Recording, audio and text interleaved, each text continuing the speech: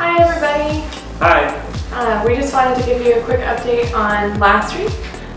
So first off, the biggest thing that we got accomplished last week was sending our visa stuff off to the Atlanta consulate. So that's really exciting. It got a little bit hairy there with some old information that we had to update once we had already sent it, so we had to call the office and beg them to work with us, but they did, praise the Lord. So that's super exciting. If you could just be praying that they process it quickly and it gets sent to our Georgia address quickly, so that we can have that information on hand and our logistics people can buy our plane tickets and find us an apartment. That'd be great. Yeah. And this week during our sessions, we had some pretty cool experiences. The first was on Monday. We got to hang out with David Platt during the sessions. And David Platt is he's a pretty popular pastor and author, but he is actually right now the president of the International Mission Board. So he is our top dog as far as the ranks go. He's the guy who all the other guys answer to. But if you've ever listened to him preach or talk or anything like that, you know he's a really humble dude, and he's one of the best things I think that's happened to the IMB in quite a long time. So it was really good to hear from him. He spent the day talking about specific terms and really showing how he and the other guys up at that level have really chewed through a lot of these ideas and really provided concentrated ideas and explanations for these things. So things like the gospel or church planting or evangelism, and really giving us a solid foundation for what to expect on the field and what's expected of us. Yeah, so some of you saw my post early in the week about a headache that I had that was pretty constant for about 4 days. So praise the Lord, I recovered from that. So basically he'll talk about this next, a Richmond day. So we went into the city and walked around, did some exploring and some investigating. And so that day was kind of the rock bottom of that headache. And so by the time we got back, I was super dehydrated, super exhausted. And my team just looked at me and they said, let us take care of the rest of the assignment, go to sleep. And I came back, took a shower, got in bed at like 7 p.m. and slept for about 10 hours. And so the next day I felt totally better and just restored. So just praise the Lord for that. And thank you guys so much for your prayers. I felt so loved and supported through that. So thank you so much. Yes, thank you for praying for my wife. So another thing we did this week was the first of 3 RVA days. And RVA is the abbreviation for Richmond, Virginia, and that's the nearest biggest city to where we are here. It's also where the headquarters are for our missions agency, so it's pretty special to be able to go down there and participate with different things of the city and regional life here. And so what we did was we were given a 2x2 equivalent block of space on a map. And our small group is, which is the group that we meet in here at FPO for small group worship and some other things that they want us to work on. We go with that small group to that little 2-block area, and our goal is to continue doing some exercises that we've been doing in New York, which is called mapping. And that looks like identifying physical places of importance, social demographics and different things like that, and then also the spiritual areas of importance. And so our area was near RVC, which is or RCV. VCU. VCU. Yeah, a university. Yeah. Virginia Commonwealth University. That's it. I'm not good at acronyms, but anyways, so we were right there, right by the university there in the middle of freshman orientation, it seemed like, and we did a lot of that mapping, and then the team ended up wanting to go to a place called Hibachi Box, which is sort of a Japanese fusion place, and it was pretty cool. We didn't have to eat anything, but what people were getting was pretty awesome. And so we spent that time there. I also got to witness to a guy. His name is Tony. So if we'll be praying for Tony, he's heard the gospel.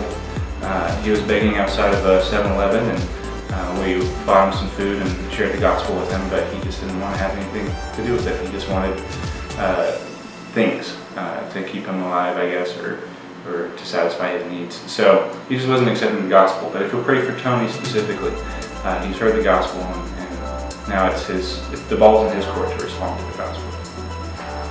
Yeah, so another really great thing we got to do this past week was a visit with the leader, or the director, I think, of Field Personnel Orientation, which is our training session. And his name is Albert, and his wife's name is Kay. And so they've been in this area for a long time, and he was the leader at Daniel's previous FPO. He's been here for a while, and just the wisdom that they have to pour out on the people getting sent out here, and just the love that they show us is just so good. And so they make an intentional decision to have each kind of group over to their house at some point during FPO. And so last week the singles went over to their house based on age groups and stuff, and then Friday night we went over in the young marrieds group, and then Saturday night was just the married group. So we're officially still young, which was exciting. But we just had such a wonderful time with Albert and Kay, and just with all the rest of the young married couples here. It was just really encouraging. What they had us do was just share the story of how the Lord brought us together. And so hearing 13 different stories, there are 13 young couples there, it was just really sweet to see how God has provided and just led us exactly where we are now. So we're really thankful for Albert and Kay and just that time with them.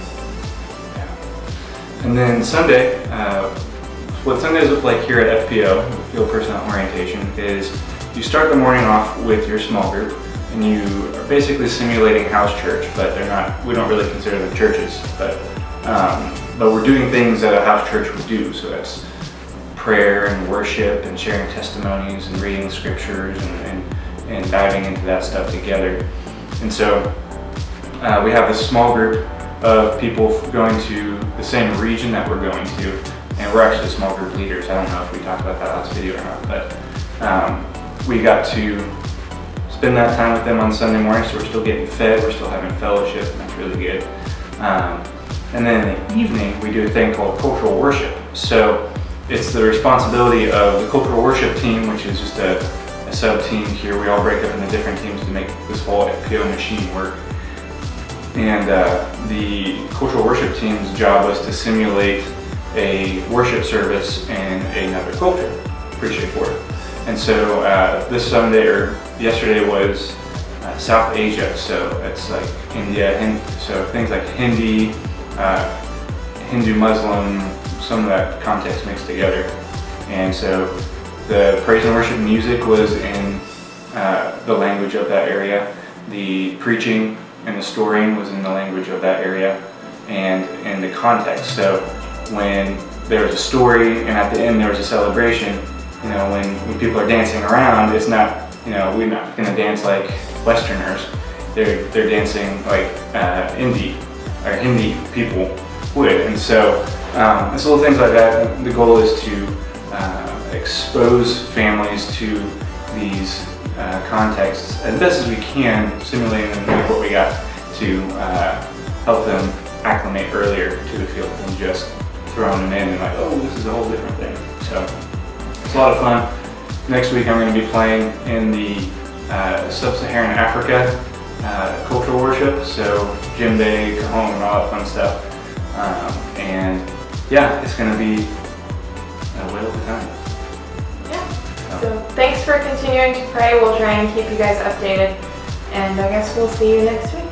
Yeah, and don't forget to subscribe and like to these videos on YouTube. It helps us grow in our ability to provide you new content, and helps us know what you like and what you don't like. And more importantly, we're shooting for that 30 subscriber number to be able to have a specific tag on our YouTube, so it makes it easier to share the link. So that's our goal right now, is 30 subscribers. We're at around 20, 21, and so we just need a handful more people to subscribe. So if you please just subscribe. We just need to get to 30, and feel free to share this video with other people. All right, well, we'll see you later. Bye. Bye-bye.